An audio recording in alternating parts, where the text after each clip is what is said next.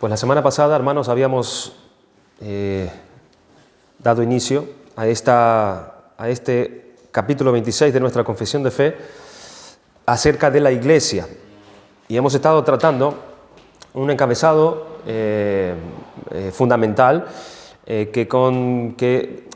donde tratamos esos primeros 4 párrafos del capítulo 26 de nuestra confesión, que es la Iglesia.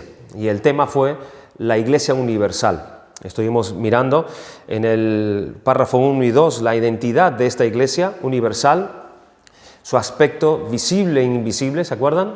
Ese aspecto visible que es manifestado en los frutos, en las obras que estas iglesias, compuestas después por iglesias locales, manifiestan visiblemente la obra de Dios. Pero también vimos el aspecto invisible, que es esa obra que el Espíritu Santo hace dentro de esos creyentes que forman esa iglesia universal. Hemos mirado también en el párrafo 3 su perpetuidad. El Señor Jesucristo declaró que las puertas del Hades no prevalecerá contra ellas. La iglesia de Cristo, la iglesia universal de Dios, ha estado sobre la tierra durante generaciones y generaciones y es perpetua. Y nos quedó afuera el párrafo 4, donde nos habla acerca de su autoridad, la autoridad de esta iglesia. Seguimos hablando del aspecto universal de la iglesia. Vamos a leer este párrafo 4, que nos quedó pendiente de este tema de la iglesia universal. Podamos concluir este primer grupo de párrafos que nos lleva a considerar la iglesia universal. El párrafo 4 dice: la cabeza de la iglesia es el Señor Jesucristo, en quien por el designio del Padre todo el poder requerido para el llamamiento, el establecimiento, el orden o el gobierno de la iglesia está suprema y soberanamente investido. No puede el Papa de Roma ser cabeza de ella en ningún sentido, sino que él es aquel anticristo, aquel hombre de pecado e hijo de perdición, que se ensalza en la iglesia contra Cristo y contra todo lo que se llama Dios, a quien el Señor destruirá con el resplandor de su venida. Este párrafo 4, repetimos, trata acerca de la autoridad. ¿Quién es la autoridad de la iglesia? ¿Quién es la cabeza de la iglesia? En este párrafo se trata de definir quién es realmente la autoridad y quién no es la autoridad o la falsa autoridad. Nos encontramos aquí, hermanos, con otra de esas imprecisiones de esta confesión de fe, donde se identifica al Papa como el anticristo. Es una de esas afirmaciones dogmáticas que se hacen, de las cuales nosotros no tenemos un testimonio directo ni tampoco indirecto en las Escrituras para poder afirmar que esto realmente es así. Lo mismo que dijimos en la afirmación del capítulo 10, párrafo 3, ¿se acuerdan? Acerca de que la confesión dice que los niños, aquellos que mueren en temprana edad, son salvos. Eso es algo que desearíamos nosotros que así fuera, ¿verdad? Que Dios en su bondad y en su misericordia salvara a esos pequeños recién nacidos o aún aquellos que no han nacido todavía en el vientre de su madre. Pero la Biblia no habla acerca de esto tampoco claramente, entonces no podemos afirmar que eso sea así. Y aquí tenemos otra de esas imprecisiones de esta confesión. Pero hay un porqué. Hay un porqué porque ellos escribieron tal cosa, porque ellos definieron esto así. Hay que entender los tiempos cuando esta confesión fue escrita. Se caracterizaba por el fuerte enfrentamiento e incluso persecuciones y muertes entre los papistas y las iglesias de la Reforma. Así que esta era una creencia común en aquellos tiempos entre los descendientes de la Reforma, pensar de esta manera acerca del Papa.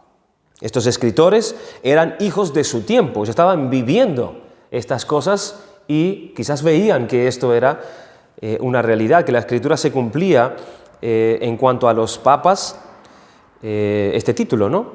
Sin embargo, si hacemos un estudio de las características de este personaje, del anticristo, ese hombre de pecado, según aparece en 2 de Tesalónica 2, versículos del 1 al 12, también se habla de él en 1 de Juan 2, 18 y 22 también, en el capítulo 4, versículo 3, en 2 de Juan 7, en varios lugares se habla acerca de este anticristo.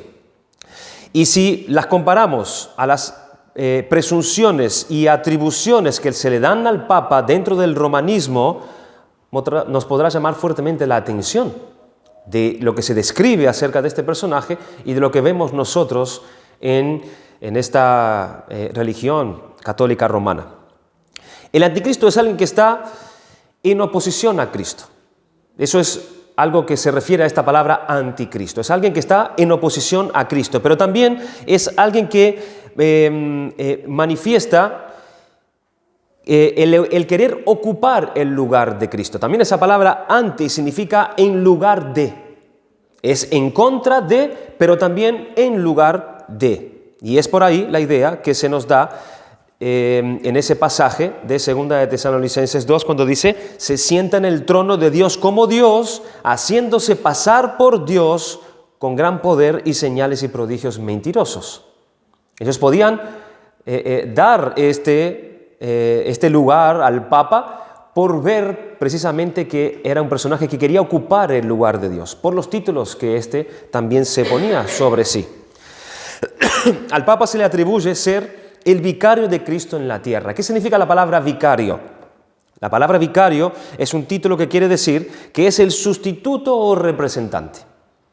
El Papa era el vicario de Cristo en la tierra, era el representante, el que sustituye a Cristo aquí en la tierra. Es decir, tiene la potestad plena, tiene suprema y universal sobre todos los demás fieles. Es la autoridad de todos los creyentes, supuestamente, en la tierra, y goza también de la plenitud del carisma delante de todos ellos. Se le atribuye también el nombre de pontífice al Papa, es decir, la máxima autoridad de toda la Iglesia. Se le atribuye al Papa este cargo, este nombre, este título. De ahí que se le atribuye toda la autoridad en cuestión de práctica, de fe y también de doctrina. Ya no es la palabra, es lo que el Papa dice, es lo que el Papa enseña, es la figura misma del Papa. O sea que no es raro que ellos pensaran del Papa relacionándolo a él con este personaje. Pero nosotros, con las Escrituras en la mano, podemos decir y creemos que Cristo dejó un vicario en la tierra. ¿Quién es ese vicario que Cristo dejó en la tierra? No es ningún hombre. ¿Quién es ese vicario? ¿Se les ocurre?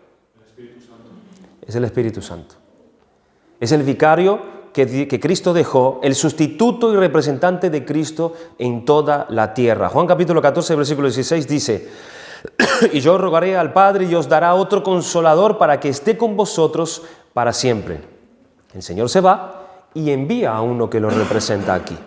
Versículo 16, mas el Consolador, el Espíritu Santo, a quien el Padre enviará en mi nombre, Él os enseñará todas las cosas y os recordará todo lo que yo os he dicho. Capítulo 15, versículo 26-27, pero cuando venga el Consolador, a quien yo os enviaré del Padre, el Espíritu de verdad, el cual procede del Padre, Él dará testimonio acerca de mí, y vosotros daréis testimonio también, porque habéis estado conmigo desde el principio. Dejó un vicario. Este es el Espíritu Santo. Pero el Señor también dejó una autoridad infalible en manera de fe y conducta que no es el Papa y que tampoco es ningún hombre. ¿Quién es esa autoridad? ¿Quién es la autoridad? ¿Quién se les ocurre a ustedes que es la autoridad infalible en materia de fe y conducta que dejó Dios aquí? La palabra de Dios. Deja un vicario, quien es el testigo de Cristo, el que enseña, pero luego el testimonio de fe en conducta no es el Papa, es las Escrituras. Apocalipsis 22, 18 dice: yo testifico a todo aquel que oye las palabras de la profecía de este libro. Si alguno añadiere a estas cosas, Dios traerá sobre él las plagas que están escritas en este libro. Y si alguno quitare de las palabras del libro de esta profecía, Dios quitará su parte del libro de la vida y de la santa ciudad y de las cosas que están escritas en este libro. Segunda de Timoteo 3:16, toda la Escritura es inspirada por Dios y útil para enseñar, para redarguir, para corregir. Aquí está nuestra norma de conducta, para instruir en justicia, a fin de que el hombre de Dios sea perfecto, enteramente preparado para toda buena obra. Es nuestra autoridad, es la autoridad de la Iglesia, es la palabra. No es el Papa la autoridad de la Iglesia, será el Papa quizás la autoridad máxima de la religión católica romana. Eso sí puede ser.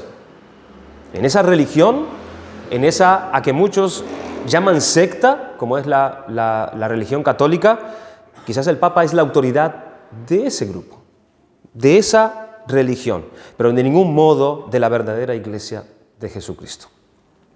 Ciertamente Cristo es la cabeza del cuerpo que es la Iglesia, Colosenses 1:18. Él es la imagen del Dios invisible, el primogénito de toda creación, porque en Él fueron creadas todas las cosas, las que hay en los cielos y en la tierra, visibles e invisibles, sean tronos, sean dominios, sean principados, sean potestades. Todo fue creado por medio de Él y para Él. Él es antes de todas las cosas y todas las cosas en Él subsisten, y Él es la cabeza del cuerpo que es la Iglesia, el que es el principio, el primogénito de entre los muertos, para que en todo tenga la preeminencia, por cuanto agradó al Padre que en Él habitase toda la plenitud. Él es el cabeza de la Iglesia. Esa es la autoridad máxima. Él es el primero, Él es el final. Es Cristo quien tiene toda la autoridad sobre el cielo y sobre la tierra. Mateo 28:18, Jesús se lo dijo a sus discípulos. Jesús se acercó y les habló diciendo: toda potestad me es dada en el cielo y en la tierra. A Él, a Cristo, se le ha dado toda esta autoridad. Pero Cristo ya no está físicamente en nosotros, entre nosotros. Él ya no está aquí. ¿Cómo ejerce entonces Cristo esta su autoridad? Él ejerce esta función por medio, repetimos, de su vicario, que es la tercera persona de la Trinidad, del Espíritu Santo. Y los apóstoles, como dice en Efesios capítulo 2, versículo 20, son los que apacientan y gobiernan esta iglesia cuando ellos estaban vivos. Cuando ellos estaban vivos entre la iglesia, ellos hacían esto por medio del ministerio de ellos. Cristo les delegó a ellos esta autoridad. Pero cuando estos también murieron, ¿cómo ha sido? Luego a través de sus escritos y sus epístolas, que eran registrado todo lo que el Señor Jesucristo quería para su iglesia, que a su vez estos escritos y epístolas quedaron en manos de ancianos, pastores y maestros. Ya no está Cristo, ya no están los apóstoles, pero sí están sus escritos que conforman su palabra, que es dirigida, gobernada por los ancianos, pastores y maestros. Efesios capítulo 4, versículo 10, el que descendió es el mismo que también subió por encima de todos los cielos para llenarlo todo, es decir, Cristo, y Él mismo constituyó a unos apóstoles, a otros profetas, a otros evangelistas, a otros pastores y maestros. Estos ancianos y pastores y maestros son los líderes que ejercen la autoridad de Cristo. Ellos ejercen autoridad, sí, pero no es la autoridad de ellos, es la autoridad de Cristo. ¿En base a qué? En base a los escritos de los apóstoles en el ámbito local de una iglesia local. Esto tiene que ser designado según la autoridad apostólica, como ellos lo designaron en sus escritos, como vemos allí en 1 de Timoteo capítulo 3, cómo tiene que ser un pastor. Aquel que quiere el pastorado, cómo tiene que ser esa persona para ocupar ese lugar. Es en base a los escritos de los apóstoles. Pero estos son falibles. Estos hombres son falibles y podrán y harán su función en tanto y cuanto sean fieles a Cristo por medio de esa enseñanza que nos dejó los apóstoles. Y así, a grosso modo, hermano, es como Cristo ejerce su autoridad y gobierno apacentando a toda su iglesia universal. Por medio del vicario que Él dejó aquí en la tierra, quien es quien lo representa a Él, con la autoridad de su palabra, usando así Él pastores y ancianos en las iglesias locales. Por un lado, vemos el concepto de la iglesia romana, donde el Papa es presentado como la plena autoridad en materia de fe y conducta. Pero este es el concepto bíblico que las Escrituras nos presenta de la iglesia conformada por Cristo como piedra del ángulo, y luego el fundamento de los apóstoles, supervisada a la vez por los ancianos y por los pastores.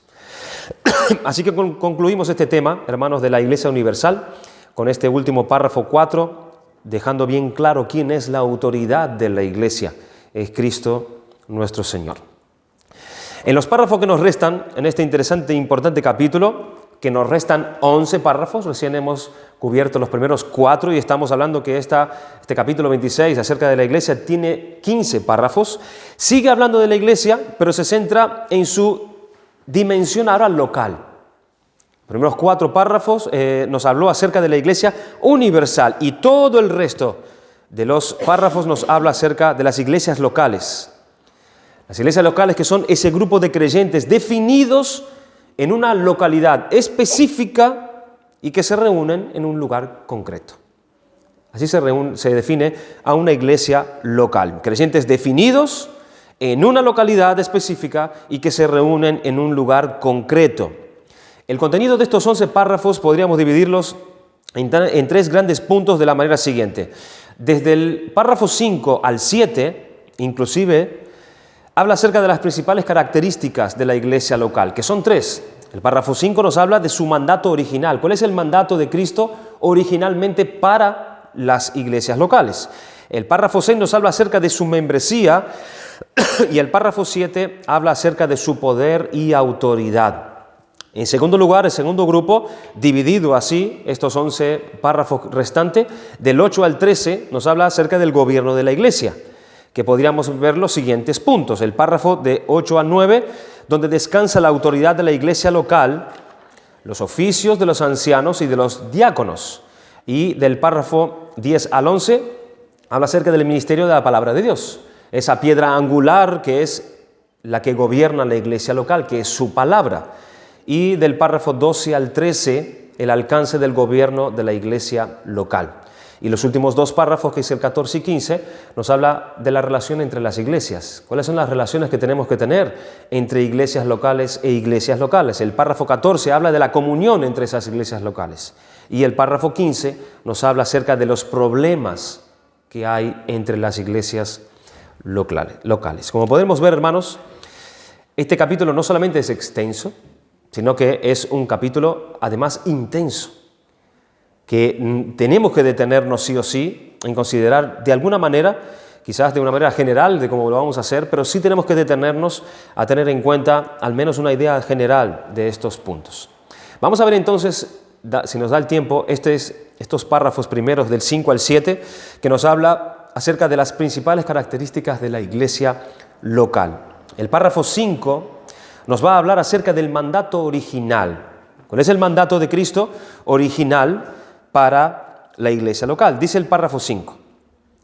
En el ejercicio de este poder que le ha sido confiado, el Señor Jesús, a través del ministerio de su palabra y por su Espíritu, llama a sí mismo del mundo a aquellos que le han sido dados por su Padre, para que anden delante de Él en todos los caminos de la obediencia que Él les prescribe en su palabra.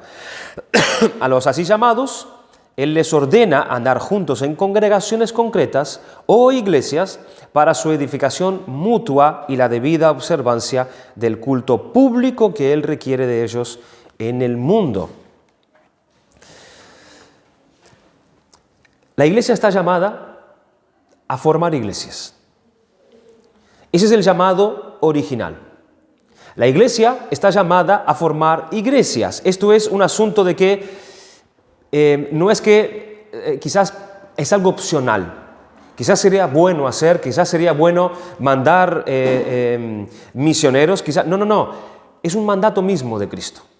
El mandato original de Cristo es el llamado a la iglesia a formar otras iglesias. Cristo empezó haciendo esto y así sigue por medio de su iglesia. Vemos este principio en Mateo capítulo 28, versículo 20. Por tanto, id y haced discípulos a todas las naciones, bautizándolos en el nombre del Padre, del Hijo y del Espíritu Santo, enseñándoles que guarden todas las cosas que os he mandado. Juan capítulo 10. También tengo otras ovejas que no son de este redil. El Señor dice, aquellas también debo traer a mi redil. Y oirán mi voz, y habrá un rebaño y un pastor. El capítulo 12, versículo 22, el Señor dijo, y yo, si fuere levantado de la tierra, a todos atraeré a mí mismo. El Señor quiere que sean atraídos los suyos a Él. Y esa es la labor de la iglesia, yendo a formar otras iglesias, formando así discípulos de Jesucristo. Estas palabras de Cristo lo hemos llevado a cabo, en el libro de los Hechos, que la iglesia tiene que llevar el Evangelio para que de esa manera se formen otras iglesias locales. En Hechos 11, 19 dice: ahora bien, los que habían sido esparcidos a causa de la persecución que hubo con motivo de Esteban, pasaron hasta Fenicia, Chipre y Antioquía, no hablando a nadie la palabra, sino solo a los judíos. El versículo 26 dice: después fue Bernabé a Tarso para buscar a Saulo, y hallándole le trajo a Antioquía, y se congregaron allí todo un año con la iglesia y enseñaron a mucha gente, y a los discípulos les llamó cristianos por primera vez en Antioquía. Ministrando estos al Señor y ayunando, dijo el Espíritu Santo: apartarme a Bernabé y a Saulo para la obra en que los he llamado. Entonces, habiendo ayunado y oraron, les impusieron las manos y los despidieron a extender el ministerio, a formar iglesias por el resto de las regiones. ¿Dónde está el fundamento de este mandato? El fundamento de este mandato está en el llamado que hace Cristo para atraer del mundo a aquellos que le han sido dados por el Padre. Es el fundamento de este mandato: traer a los escogidos de Dios a Cristo. Y los llama por medio de la predicación de la palabra y por medio de esa obra interior invisible del Espíritu Santo. ¿Y cuál es el propósito? El propósito de este mandato de Cristo es que esos llamados formen iglesias con dos grandes fines. El primer fin es un fin horizontal, que es promover el bien común. Dios quiere promover por medio del Evangelio el bien y la salvación de todos los hombres. Y el segundo es el vertical, que es llevar a cabo la debida adoración que Dios demanda de su pueblo, de su iglesia. Dios quiere reunir a su iglesia para que ésta le dé el servicio y la adoración que Dios se merece. Así que vemos aquí estos dos grandes fines: promover el bien, es decir, la salvación, y la adoración que Dios se merece. Dios no solo está interesado en el bien común que se da en la iglesia, sino que Él quiere la adoración de su pueblo, todo su pueblo reunido de manera corporativa. Así que debemos de adorar y servir a Dios de forma particular, de forma individual, pero también colectiva, todos como un cuerpo, la adoración de toda la iglesia universal, como también por medio de iglesias locales. Esto en cuanto al mandato original de Dios, el mandato original de Cristo, la gran comisión. Ese es el mandato, la gran comisión: formar iglesias. La iglesia está llamada a formar otras iglesias. Vamos a ver el párrafo 3, hermanos, la membresía. Vamos a ver aquí algunos detalles acerca de la membresía de la iglesia. Dice el párrafo 6: los miembros de estas iglesias son santos por su llamamiento santo y en una forma visible manifiestan y evidencian por su profesión de fe y su conducta, su obediencia al llamamiento de Cristo, y voluntariamente acuerdan andar juntos conforme al designio de Cristo, dándose a sí mismos al Señor y mutuamente por la voluntad de Dios, profesando sujeción a los preceptos del Evangelio. ¿Cuáles son las características de los miembros de las iglesias locales? Según esto que hemos leído, son dos las características aquí mencionadas. Primero, que la membresía debe ser evangélica. La membresía, los miembros de la iglesia local, debe ser evangélica, es decir, que sean en verdad santos. Es lo que quiere decir esto. Que sean en verdad santos, que crean en Jesucristo conforme a las Escrituras. Tiene que tener esta característica. Estamos hablando de las iglesias locales, de los miembros que componen las verdaderas iglesias locales de Jesucristo. Y una de sus características, que deben ser evangélicos. Esto quiere decir, como hemos dicho, que sean en verdad santos. En Romanos capítulo 1, versículo 7 dice: a todos los que estáis en Roma, amados de Dios, llamados a ser santos. Que sean en verdad santos, que vivan conforme al mandamiento de Dios. Estas iglesias locales son evangélicas, es decir, creen y viven según el Evangelio. Hay una obra verdadera hecha en ellas por el poder del Evangelio. El Evangelio ha transformado el corazón y la vida de estos miembros. El Evangelio les ha dado vida. No son iglesias locales evangélicas solo porque lo dice en su cartel, allí en su fachada. Eso es lo que vimos generalmente en mayoría de iglesias. Iglesia evangélica pone allí, bien grande.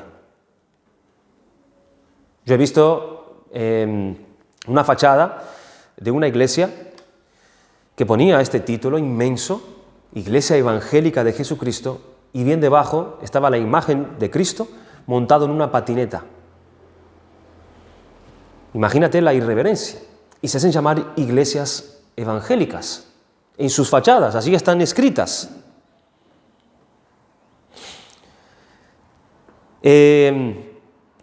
No son evangélicas de nombre estas iglesias. No solo tienen estas iglesias nombre de que viven, de que están vivas, sino que son evangélicas porque creen en el verdadero evangelio de Jesucristo y viven ese evangelio porque el poder de ese evangelio les ha transformado y les ha salvado. Estas iglesias son evangélicas porque viven conforme a ese evangelio. Son iglesias santas.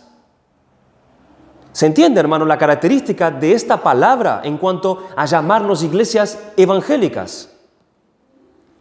Nosotros somos una iglesia bautista reformada, pero nosotros somos una iglesia evangélica, porque buscamos vivir conforme al evangelio. Si no, retiramos ese nombre de la iglesia, porque se caracteriza por eso una iglesia que se titula así, iglesia evangélica. Es una iglesia que honra el evangelio. Pero hoy en día todas se llaman evangélicas. Donde no es honrada la palabra de Dios, no hay iglesia. Estamos hablando de las iglesias locales, verdaderas iglesias locales que tienen la característica, estos miembros, de ser así. Donde no se honra la palabra de Dios, donde no se honra el evangelio, allí no hay iglesia local. Llámala como quieras, pero no es una iglesia local de Jesucristo. Ser evangélico hoy en día es un sinónimo de ser liberal, es un sinónimo de ser moderno, es codiarse con el mundo, de adaptarse al mundo para ganar almas, para ganar más miembros. Es una iglesia que trata de hacer iglesia extendiéndose no por medio del evangelio, sino por medio de estrategias, por medio de estrategias de hombres. Es una iglesia que tiene una buena relación con el gobierno. Estas iglesias que por medio de obras sociales tratan de atraer más personas dentro de sus cuerpos, pero no tienen en su seno el evangelio verdadero de Jesucristo. La verdadera iglesia evangélica, ella está sometida solamente a la palabra de Dios, fundamentada en lo que el evangelio de Jesucristo dice en cuanto a una iglesia evangélica. Ella está centrada en la gloria de Dios, en que Dios sea glorificado. En una iglesia evangélica, el púlpito es central. En una iglesia evangélica, la Biblia es abierta para tratar con la membresía. Ella es honrada, ella es obedecida, ella es amada. No se le puede conceder el nombre de iglesia donde no hay palabra de Dios. Porque es esta la marca con que el Señor ha señalado a los que son suyos. Él dijo, todo aquel que es de la verdad, oye mi voz. Yo soy el buen pastor y conozco mis ovejas y las mías me conocen. Mis ovejas oyen mi voz y yo las conozco y me siguen. Y poco antes dice que las ovejas siguen a su pastor porque éstas oyen su voz. Constantemente están oyendo la voz de Cristo. Conocen su voz, porque ellas no siguen al extraño, sino que oyen la voz de Cristo porque conocen la voz de Cristo. Jesucristo nos ha dado una señal, hermanos, infalible, que nos asegura y certifica que hay una iglesia donde existe esta señal y que, por lo contrario, donde no la hay, no existe nada que pueda darnos alguna muestra de que hay allí una iglesia local verdadera de Jesucristo. Pablo ya nos dice que la iglesia está fundada sobre el fundamento de los apóstoles y profetas. Sobre ella está fundada la iglesia de Cristo. El mandato para la iglesia, como dijimos a un principio, es ir y fundar otras iglesias. Pero, ¿cuál es la característica distintiva de las iglesias evangélicas de Cristo? Mateo capítulo 28, versículo 19 dice: por tanto, id y hacer discípulos por todas las naciones, bautizándolos en el nombre del Padre, del Hijo y del Espíritu Santo. Aquí está el llamado. ¿Qué más? Enseñándoles que guarden todas las cosas que os he mandado. Aquí está la característica evangélica. Aquí está la característica de una iglesia local santa que vive la palabra de Dios. Están fundadas sobre el fundamento de los apóstoles. Ellas obedecen su palabra, ellas viven el Evangelio. Son personas transformadas por el poder del Evangelio. Por eso son evangélicas. Aquellas iglesias locales que se hacen llamar evangélicas, donde no caminan sometidas a la palabra de Dios, donde no están guardando todas las cosas que Cristo ha enseñado y mandado en su palabra, no es una iglesia local de Cristo, porque no es santa, no es evangélica, porque no viven en obediencia a Cristo. Solo tienen nombre de que viven, pero están muertas. ¿Cuáles son las características de los miembros de estas iglesias locales? Son evangélicas, son en verdad santas por su llamamiento y en una forma visible manifiestan y evidencian por su profesión de fe y su conducta, su obediencia al llamamiento de Cristo y creyendo en Jesucristo conforme a las Escrituras. No conforme a lo que yo entiendo, conforme a mi idea, es conforme a las Escrituras. La otra característica es que ellos vienen voluntariamente. Ellos están ahí voluntariamente.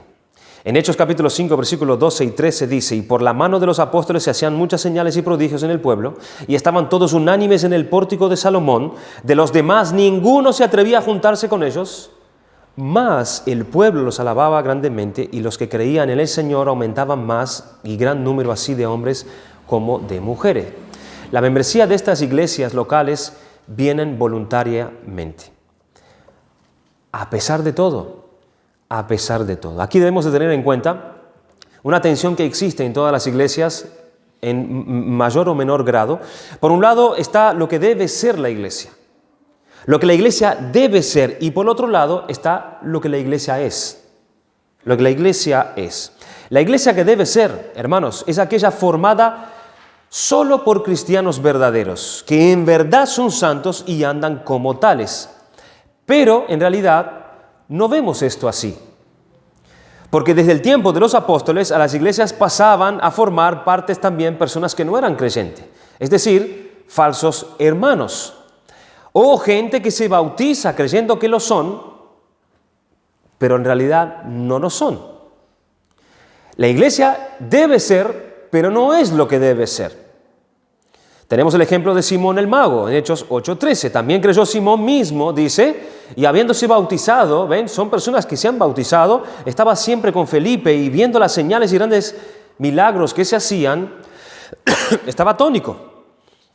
Pero más adelante, viendo Pedro el deseo de su corazón, le dijo: no tienes tú parte ni suerte en este asunto, porque tu corazón no es recto delante de Dios. Arrepiéntete pues de esta tu maldad y ruega a Dios si quizá te sea perdonado el pensamiento de tu corazón, porque en hiel de amargura y en prisión de maldad veo que estás.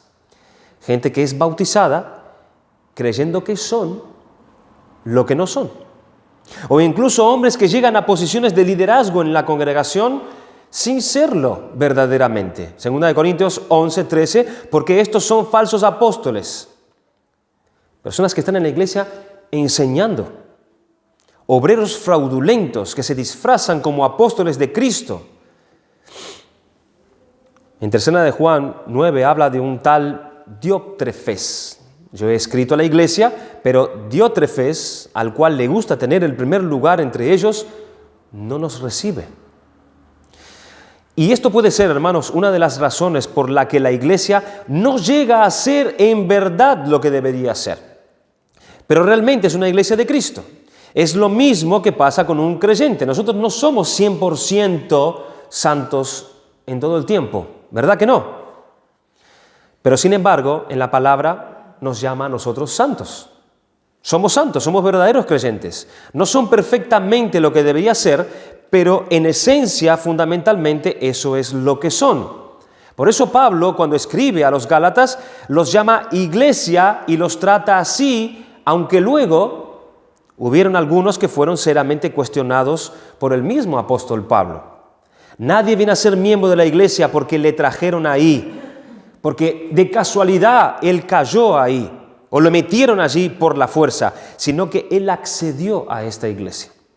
Él accedió a ella de manera voluntaria y consciente, habiendo llegado a la comprensión de ciertas verdades y enseñanzas de las Escrituras, y de esa manera él quiere comprometerse siendo miembro de esa iglesia, aunque no sea como debe ser.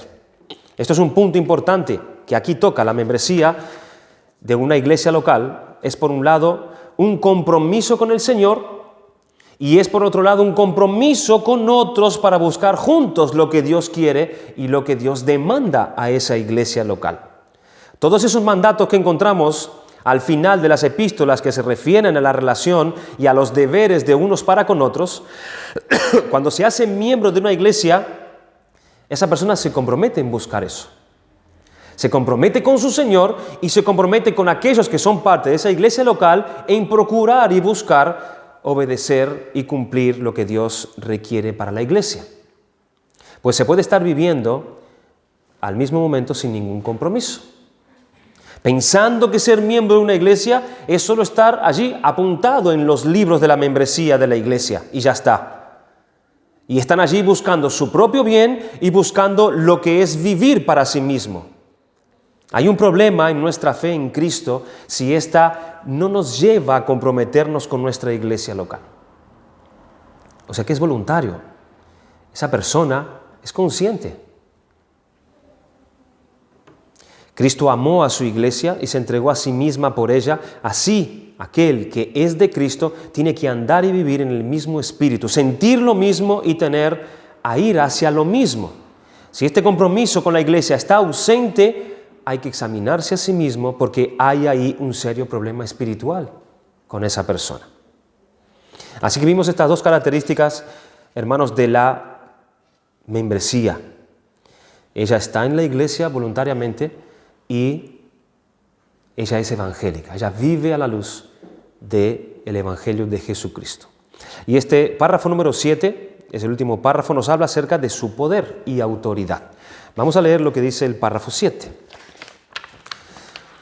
A cada una de estas iglesias, así reunidas, el Señor, conforme a su mente declarada en su palabra, ha dado todo el poder y autoridad en cualquier sentido necesario para realizar ese orden en la adoración y en la disciplina que Él ha instituido para que lo guarden, juntamente con mandatos y reglas para el ejercicio propio y correcto y la ejecución del mencionado poder. Este interesante párrafo va a probar la autonomía que a cada iglesia local le es concedida por Cristo, pero esta autonomía concedida de esta forma tiene una estrecha relación con lo que antes se tocó. Dice la confesión de fe: a cada iglesia el Señor ha dado todo el poder y toda la autoridad para llevar a cabo ¿qué cosa? Para llevar a cabo ¿qué cosa? Lo que quiere decir es que Cristo otorga a cada una de sus iglesias locales todo cuanto ésta necesita para la adoración y la disciplina que Cristo mismo exige a cada iglesia local y para la observación correcta de lo que Él manda y requiere a todas sus iglesias. En Mateo capítulo 18, versículo 17 dice: si no los oyeres a ellos, dilo a la iglesia, y si no oyera a la iglesia, tenle por gentil y publicano. De cierto os digo que todo lo que atéis en la tierra será atado en el cielo, y todo lo que desatéis en la tierra será desatado en el cielo. Vemos que la iglesia aquí tiene poder y tiene autoridad. ¿Para qué? Para poder ejercer la disciplina en la iglesia en el nombre de Jesucristo. La iglesia tiene este poder dado por Cristo para ejercer esta cuestión, para ejercer disciplina y autoridad. En Hechos 13, versículo 1 al 3 dice, había entonces en la iglesia que estaba en Antioquía profetas y maestros, y Bernabé, Simón, el que se llamaba Níger, Lucio de Cirene, Manaén, el que se había criado junto con Herodes el tetrarca, y Saulo, ministrando estos al Señor y ayunando, dijo el Espíritu Santo, apartarme Bernabé a Saulo para la obra de los que lo he llamado. Estaban allí ellos ministrando esto en la iglesia. Estaban siendo autoridad en la iglesia, llevando a cabo los asuntos de la iglesia. Vemos la iglesia dotada con los miembros necesarios para crecer y fortalecerse, y dotada para llevar a cabo la misión que le fue dada aquí en la tierra.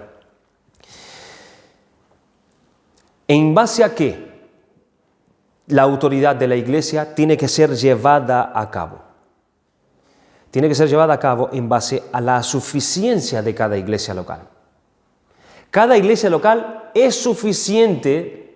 Cristo le ha dado la suficiencia para que ella ejerza todo lo que necesita dentro de esa iglesia local. Por eso nosotros no somos presbiterianos, porque hay otra norma de conducirse en cuanto a la iglesia. Hay una autoridad allí máxima de una iglesia madre que es la que dirige y determina las operaciones, las maneras de todas las demás iglesias. La norma nuestra es la Biblia, es la autoridad de la palabra de Dios. Y cada iglesia local está dotada de manera suficiente por Cristo para llevar a cabo todo lo que Cristo quiere en esa iglesia local. La disciplina, así como también el tratar toda cuestión. En Hechos capítulo 11, versículo 27, vemos que un caso especial donde una iglesia pedía ayuda a otra, pero esto lo vemos en casos emergentes simplemente. No es algo que es un mandato de Cristo. En aquellos días, unos profetas descendieron a Jerusalén, en Antioquía, y levantándose uno de ellos, llamado Ágabo, daba a entender por el Espíritu que vendría una gran hambre en toda la tierra habitada, la cual sucedió en tiempo de Claudio. Entonces los discípulos, cada uno conforme a lo que tenía, determinaron enviar socorro a los hermanos que habitaban en Judea, lo cual en efecto hicieron enviándolo a los ancianos por mano de Bernabé y Saulo. Podemos ser ayudados económicamente por otras iglesias locales cuando hay necesidad para ello. Podemos ser ayudados también de manera medicinalmente. Pueden hacernos llegar ayudas de otras iglesias locales a esta iglesia local. Podemos ser ayudados de manera espiritual también, por medio de literatura, por medio de consejos para tratar ciertos asuntos difíciles. Los pastores se llaman entre sí para poder tratar ciertos asuntos, se ayudan una iglesia a la otra. Ahora bien, la pregunta que nos abre todo un tema digno de nuestra reflexión sería, ¿de dónde viene esa suficiencia de cada iglesia local? Pues no es simplemente de los miembros que componen la iglesia, no es de ninguna autoridad específica en la iglesia porque tengan unos dones específicos, etcétera, sino que la suficiencia de la iglesia local viene de Cristo. Es Cristo quien suministra todo lo que la iglesia necesita para hacer y llevar a cabo todo lo que Él quiere que ésta se lleve a cabo. Por eso nuestra sabiduría, hermanos, a la hora de ayudar ciertas iglesias económicamente, nosotros no sabemos lo que Cristo está haciendo allí. Tenemos que ser cautelosos con eso. Cristo está ministrando de cierto modo en esa iglesia. Él es suficiente para eso. Él está tratando con esa iglesia. Por eso tenemos que orar y buscar la ayuda en Dios en cuanto a todas estas cosas.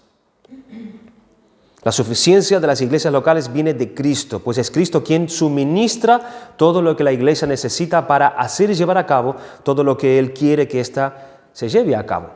Él da a la iglesia local los ministros que precisa, Él da los servicios que necesita, la sabiduría, los medios, la fuerza para hacer cuanto ésta debe hacer. La iglesia no necesita de organizaciones y de reuniones con otras entidades de fuerza donde ella les den un cierto poder para hacer ciertas cosas, o donde otras iglesias le autorice a otras ciertas iglesias si deben evangelizar, cómo lo deben hacer, etcétera y etcétera. Para hacer benevolencia, no hay que pedir permiso para ello a otra entidad, para tener una libertad de cómo adorar, no. Sino que en ella se encuentra, dados por Cristo, la autoridad y requisito suficiente para llevarlo a cabo. Al estudiar esto, a mí me llenó de temor, porque nosotros somos parte de una iglesia local y Cristo nos ha dado autoridades a nosotros, dada por Cristo, por supuesto, pero para que nosotros las llevemos a cabo. Y, hermanos, si los miembros de cada iglesia,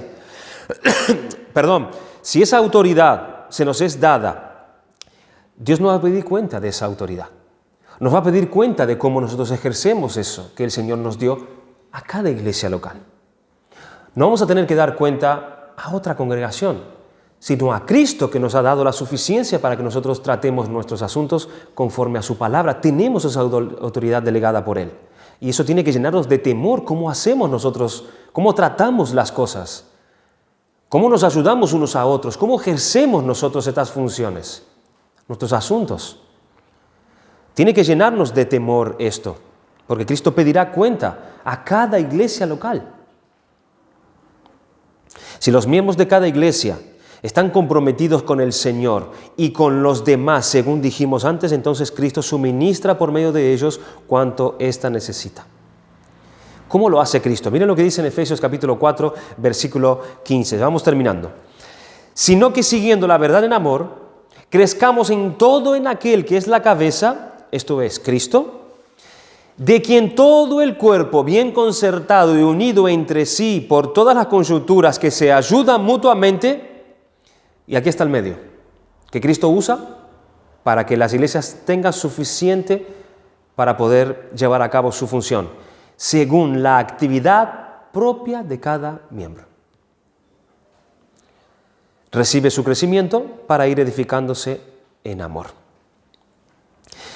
Si esa iglesia está compuesta por miembros que no están comprometidos con esa congregación local, esa congregación está debilitada.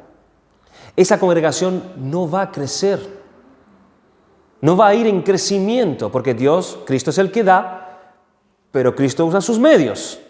Y el medio, como dijimos aquí, es según la actividad propia de cada miembro. No dice dones, hermanos, dice actividad, es decir, compromiso. Según los miembros estén comprometidos con esa iglesia local. Si no, estará carente. Pues Cristo no da lo que ésta necesita, pues Él lo da por medio de esos miembros que viven y están en esa forma, en esa actitud correcta de ser canales de los dones y las riquezas que Cristo le quiere dar a esa iglesia local. ¿Pueden ver? Como cabeza, Cristo hace que su cuerpo, es decir, la iglesia, viva y crezca. Esa es función de Cristo. Es Cristo quien hace eso. Nadie le quita esa función a nuestro Señor Jesucristo. Él es su cabeza orgánica. Como cabeza, Él ejerce también autoridad sobre la iglesia, ¿verdad? Realmente lo hace sobre todas las cosas en favor de la iglesia. Cristo quiere el crecimiento de su pueblo. Él es su cabeza gobernante, es quien la guía, pero es quien le da también el crecimiento.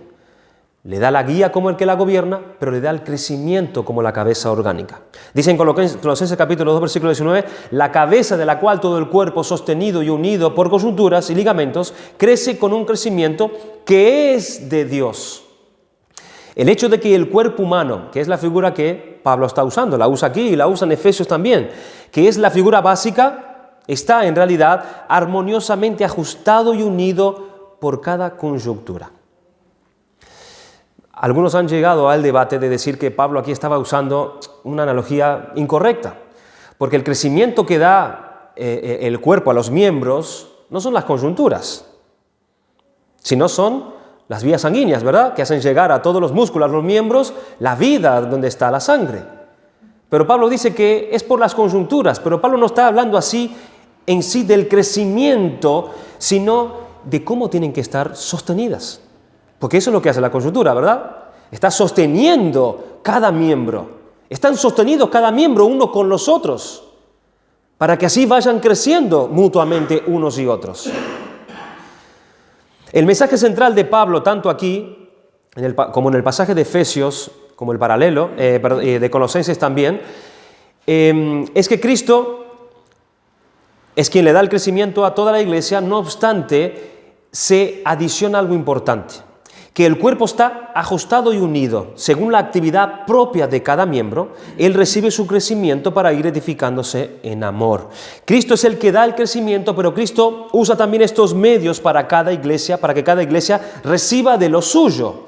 ¿Cuáles son esos medios? Hemos dicho la actividad propia de cada miembro. Significa que en la iglesia también cada miembro espiritualmente vivo, haciendo su parte, realizando su ministerio conforme a la habilidad que le otorga Dios a ese miembro.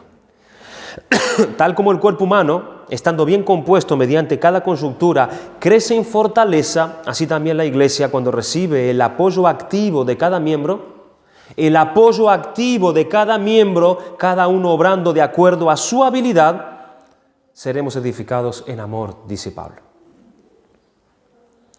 La iglesia no necesita ni debe buscar otra fuente de poder para vencer el pecado, para crecer en conocimiento, virtud y gozo, sino de su cabeza, que es Cristo.